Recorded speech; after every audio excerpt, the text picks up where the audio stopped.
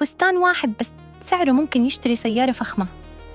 أحلام رجعت تخطف الأنظار من جديد بإطلالة وصفت إنها من أفخم إطلالاتها بالفترة الأخيرة. لكن اللي صدم الجمهور فعلاً مو بس شكل الفستان بل سعره الخيالي.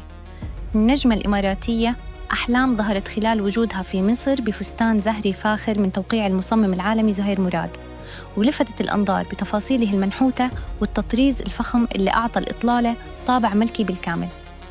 الفستان كان ضيق من الأعلى مع قصة أنيقة أبرزت التفاصيل بطريقة ناعمة وفخمة بنفس الوقت، والجمهور مباشرة بلش يسأل كم سعر هالإطلالة؟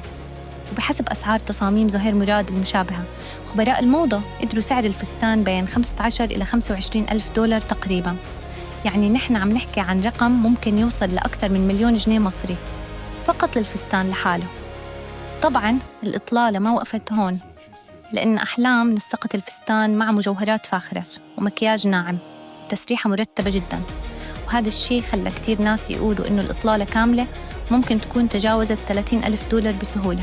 الجمهور انقسم على السوشيال ميديا، في ناس شافوا إنه أحلام دائماً معروفة بذوقها الفخم وإنها فعلاً تعرف كيف تخطف الأنظار بأي ظهور، بينما ناس تانية انصدمت من الرقم وقالوا إنه سعر الفستان مبالغ فيه جداً مهما كانت فخامته. لكن اللي أكيد إنه أحلام مرة جديدة قدرت تتحول للترند خلال ساعات، وصورها انتشرت بكل صفحات الموضة والفن، خصوصاً إنه اللون الزهري والتفاصيل اللامعة أعطوها إطلالة مختلفة عن المعتاد. والسؤال اللي شاغل الناس حالياً، هل فعلاً في فستان ممكن يستحق كل هالمبلغ؟ إذا حبيتوا هيك أخبار عن الموضة وأسعار إطلالات المشاهير، لا تنسوا الاشتراك بالقناة وتفعيل الجرس، واكتبوا لي بالتعليقات لو معكم هالمبلغ تشتروا فستان ولا سيارة؟